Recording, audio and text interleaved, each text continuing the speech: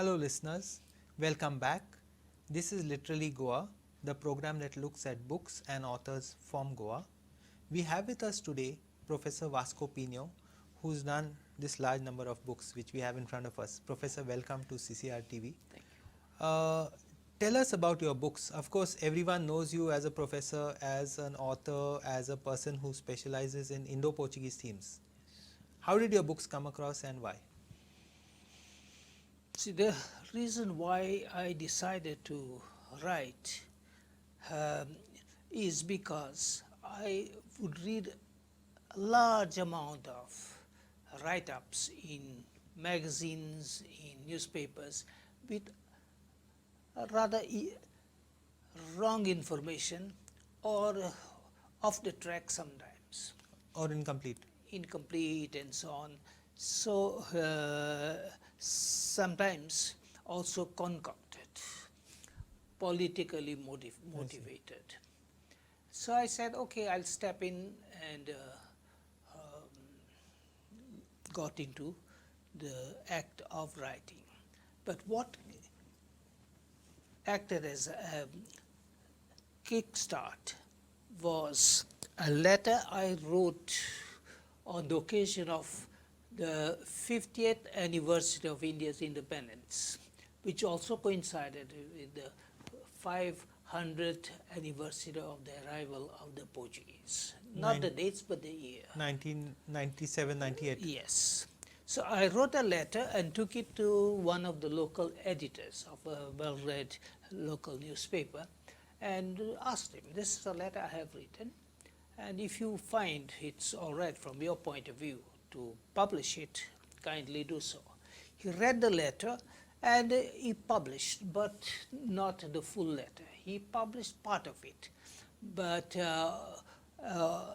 that day when I met him, after reading my letter, he asked, why don't you write on your reminiscences, and I'm going to reserve a column for you. And that column was Nostalgia. Right. This is the result of the articles that came in that column. So the public received the articles very well. And I know for sure because a friend of mine, he used to tell me every Sunday when Panorama publishes your article, there's a rush to grab the newspaper. I want to read it first, you want to read it first, and so on. So it clicked well. But I had warned the editor, how many things I'll remember about my past. And I had figured out that I might remember a dozen incidents. But they ran into more than 40. I see. Yes. So, but also I told him, when my memory ceases to bring back to me the incidents, I'll tell you clearly that column will get over. But you've actually done 7, 8, 9 books. How many is it? About 9 books in all, of which 3 or 4 are reprints. Yeah. So the reprints always add something new. Yeah. But there are in 2 series, basically yes. your Indo-Portuguese series and your Portuguese language yes. series. Professor, see, there are different views on how we understand Goa, different segments of society see it in different ways. Yes. Would it be right to say that yours is mostly an Indo-Portuguese perspective, a perspective which looks at Portuguese culture, which is much misunderstood or not understood today? Would that be right? Yeah, I would say it's my own perspective. Yeah. See, another Goan who went through an English medium education may have his own perspective. Yeah. That is, for example, between myself and my brother. He did SSC. Really? Yes, SSC. And after SSC, he did Lyceum. Yeah. Yeah. Whereas in my case, it was Portuguese medium. So you throughout. mean you have different perspectives on Goa, you and your brother, to some extent? He to some extent. Yeah, I see.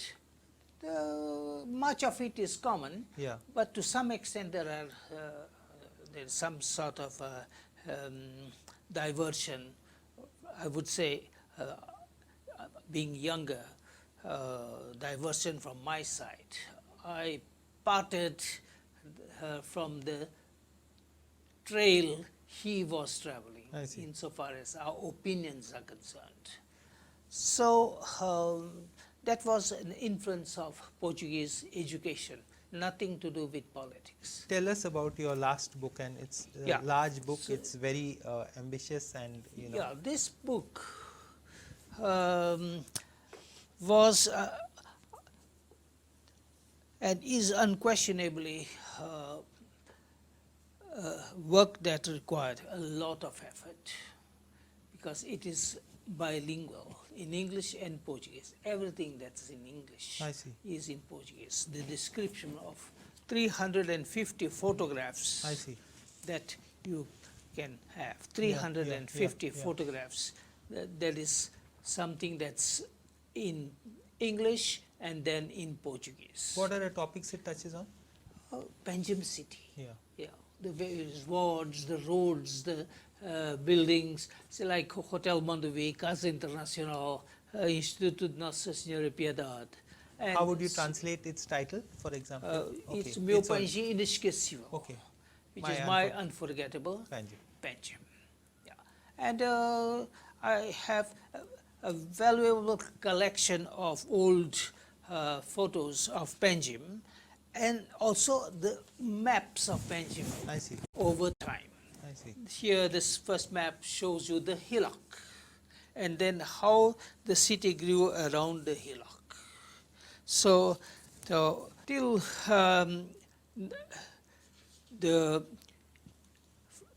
year, I would say, 1900 and so on, the maps are there, I see. and some enlargements of these maps. So it becomes a very convenient Yeah. for people who would like to see the evolution of the city, because the capital was transferred from Old Goa, or Velha Cidade, to Panjim for some inevitable reasons. Right. Disease, and the city had become unmanageable.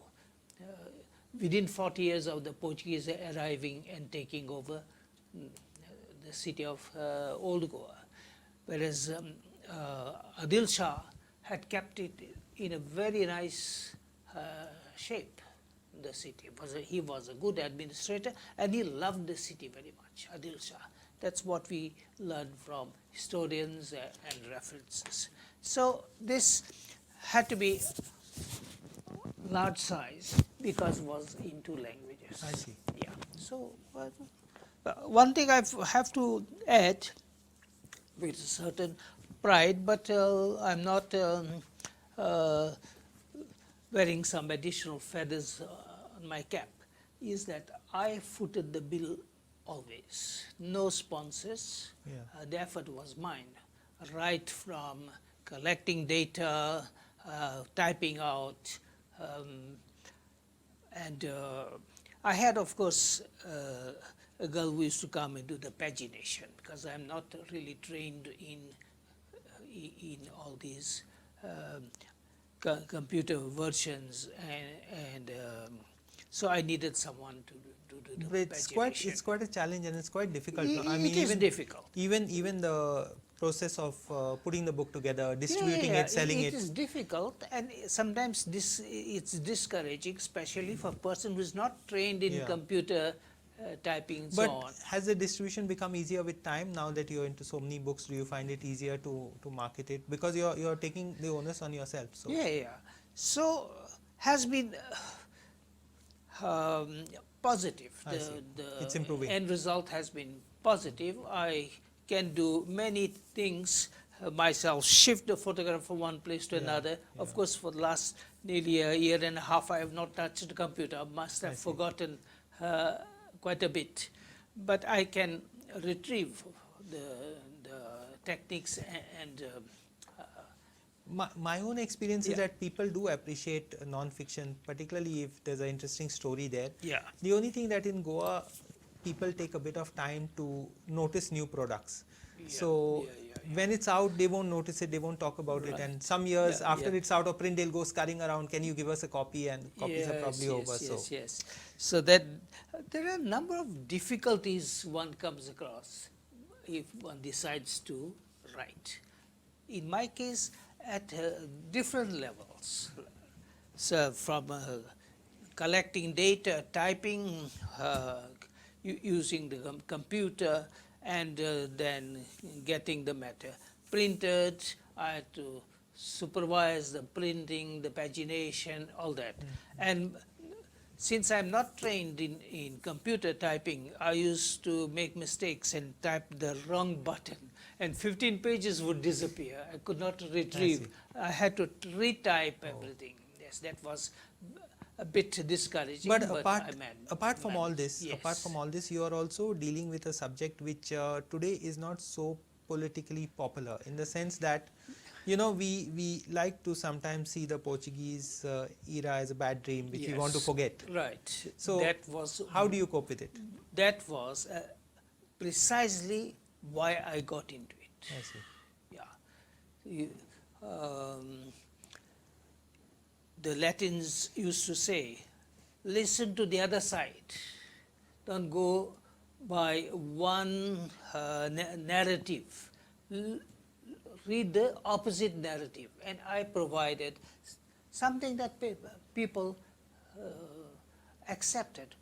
There has been no write-up in any of the English newspapers that challenges what I wrote or objects to what I wrote. That Yours was- is fact-based. You're based it on is, facts. And as far as I could, because basically I am a student of economics. I'm more of an economist than a historian. yeah, I'm not trained in history, but I have written more history than economics. So much so that when people ask me, well, you are an economist and you are writing on history, and I told them, look, the secret of economics or business is to do something that others cannot do. And what I'm doing, no one else can do. Or have not, nobody has done. And that is a principle of economics. So I'm using an economic principle when I write my books. if you've just joined us, we are talking to Professor Vasco Pinho, who is the author of a number of books, both dealing with Indo-Portuguese history and also the Portuguese language. So, Professor, you were part of the last batch, am I right, of the Lyceum? Yes, I Tell us passed about that. out- I know yes. you all had a reunion, and it's quite Correct, a team, right, and you know, right. it's a very historic batch in a yeah. sense. It is not exactly the last batch, but Okay. the last batch during the Portuguese time, Okay, because they extended or continued with the Lyceum for another year or two. yeah, Yeah.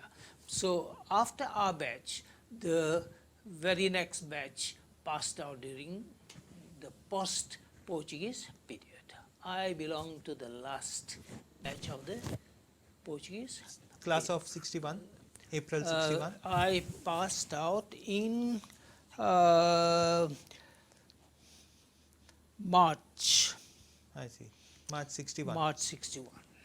And you'll still have your reunions and things like that. It's We thought of having a reunion, I see. and we had it in Manduvi, and about Well attended. 70 or 80 Wow. students joined. Showed up. Out of? Yeah. Out of?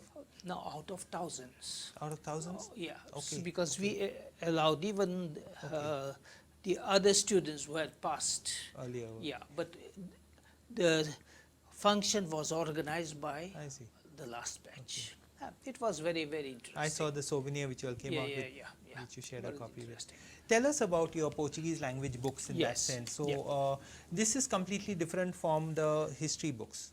So, in this, this is a Portuguese language course in that Yes, sense. this is a Portuguese language course which has a CD. Yeah, Now, since it's Portuguese language course, Yeah. I on purpose Yeah. I decided to color the page Yeah. after the colors of Yeah. the Portuguese flag. yeah. So Green this and is red. the second edition. Yeah, The first edition was a strip of red and the larger part of the cover. but in today's was world, we in are always going English. into lament that Portuguese is dying, Portuguese is dead. Yeah, What's your take on I that? would say it is true. I see. Yeah, The language the language in Goa. in Goa, and who is learning Portuguese with great interest are non-Goans rather than Goans. There is Portuguese being taught in schools, Yeah. but sometimes the school doesn't have a teacher, and the teachers who for a number of years taught in the schools, they have reached their retirement age, and there's a dearth of Portuguese teachers.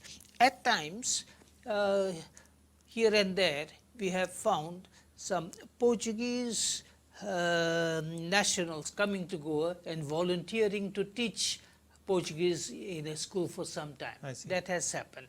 Apart from Fundação Orient, which runs a course sometimes, and Indo-Portuguese Friendship Society, they also run a regular course. Also at How the- effective the you- courses are, I cannot say. At the university level, there is a slight glitch because there is no one to guide research scholars and Yeah. things like No, that. it's, because- see, if I have to say something about the level of research done at the university under the present circumstances, it's not really that deep, I would say academically But there are probably proficient. reasons. There are probably reasons because the way the Portuguese departed was totally different from, say, the French. So, Yeah, so that but bad then- blood and the lack of Yes, relations but, for 10, 13 years. Yeah, but that circumstance I don't find is really valid. So, what could be done to take the language forward in your view in Goa today? no, Is it it possible is- to revive it? Or It is, can it be? How? It is not possible to revive it. Maybe it's possible to salvage it, but we can never go back to the level of Portuguese Yeah. that we were accustomed to. Yeah. When the Portuguese were here, though Goans would not admit for political or some other reason, Portuguese was the mother tongue of many, hundreds of Goan families. I know of several families and personalities, mainly Catholics, but also including Hindus, who opted to go and stay in Portugal. And I have at least one classmate, lyceum classmate in Portugal. He's a Muslim boy from Goa, and a few Hindu boys. No, see, that's fine. Yeah. That's a given. Yeah. No doubt about Yeah. it. But in today's world, it would not have the same role as it would when it was, the formal official language or informal official language or whatever. Yeah. Today, it would be one of the languages. But at the Yeah. same time, Professor, you find students, say, from North India, from Jawaharlal Nehru University, Delhi Yeah. University, who see opportunity in studying the language, as a tool for maybe reaching out to Brazil, Yes, Angola, Mozambique, yes. Portugal itself. Right. But in Goa, there's less of an interest or less of a understanding on this front. So how do you fit in? Yes, I would say it met its natural depth. See, if you think in terms of a professional career, administration, business, and so on, Portuguese comes last in the order of priorities. English is the language that has come to stay. Sometimes I say people in India don't understand how much the Goans suffered due to the change. You will realize it only when someone decides to eliminate English from our lives, then only you'll see how the impact. So you all had to overnight changeover from after Lyceum? Really. So in my case, I was already working for government as a typist. I see. And the interesting thing that happened was the directors of most departments who were Portuguese, most of them were in concentration camps. Okay. So there was a real war inside each department between the top officers. Everyone wanted to be a director. And being a typist, one of them would say, type this letter. And the other officer would say, no, he is not authorized to write the letter, you don't type it. I got fed up with the situation, and within 2 years I left and joined as a student in Dempe College. I see. But surprisingly, a number of Lyceum students who joined the Dempe College, where the medium was obviously English language, they were topping the class. I see. Yeah, in my case, I would say it was a surprise to me. Within a year and a half, I was obtaining the highest marks in English. I see. Yeah. And that meant that I had taken off. So you find takers for your books today? Yeah, there are lots of people who really have found my books very useful. Why not a book from Portugal? Why a book from Goa? That's the question I ask. What are they doing? Yeah. They should have made some effort to produce books for students in Goa, and that had to be what I have done. The local content? That is partly, but the explanations could be in English. So the student finds himself lost because he cannot understand it well in the absence of a teacher. In case of this book, really is a peculiar book. If you know Portuguese, you can learn English. If you know English, you can learn Portuguese. Everything is translated. I see. Yeah. Interesting. And the contents quite vast. I see. And I have selected top topics, and you'll see the table of contents is vast. Yeah. 26 lessons, and you have always each lesson is divided into dialogue, vocabulary, additional vocabulary. Say pronouns, possessive pronouns, verb, verb haver, and activity. Some voices of animals, then a poem. Then you go to Unit 11 and so on, 13 and 19 and 20, and covers the basics of grammar. This other book, which is a heavy dose of grammar, was difficult to write because there has to be someone who will edit the book. That was not. You're facing a problem to find someone to edit in Portuguese. Portuguese. I have a friend of mine who helped me a lot, but even though he knows the Portuguese well, he is not that good at editing. Editing is an art in itself, and we overlook our own mistakes. No? Exactly. That has happened many times. But gives me satisfaction that after I left St. Xavier's College, I have produced much more as a writer than as a teacher in the class. Of course, that production is intangible, so you never know where your students are today. But this is a lot of work. I agree with you Yeah, fully. And you said you retired a bit early, so that you 10 could years get out. ahead of time, I left Xavier's. No regrets, No regrets, absolutely no regrets. because you could bring out all this. This had not been planned Okay. when I left. But I started, see, at the end of the month, there was no salary. Yeah. And I had to earn. I had my family, my wife and 3 kids. Yeah. And so at the end of the month, if no money comes, I have to prepare myself for that. And I did 2 things. One was teaching Portuguese and translating documents. But I must say, here also you've contributed a great deal, because you filled in a gap which was existing. Yeah. And secondly, it's there for all time. No, I mean, people have another window to understanding Goa in that And sense. what happens is these books on history are something that enables the public to have a view that's not the same as the usual view about those who write on the Portuguese time and so on. And I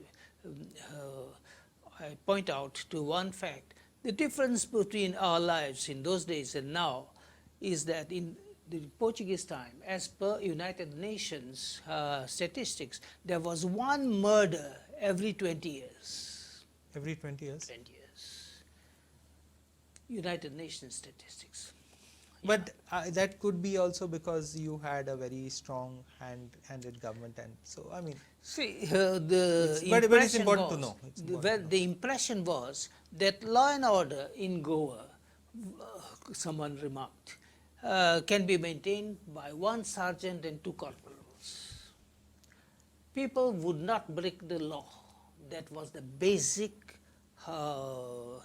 ingredient of our perception in living in Goa. Tell me, which article from these books drew the most response, whether through the newspapers or through the books? See, there's a section in this, in book 2, that deals with the liberation of Goa, or changeover.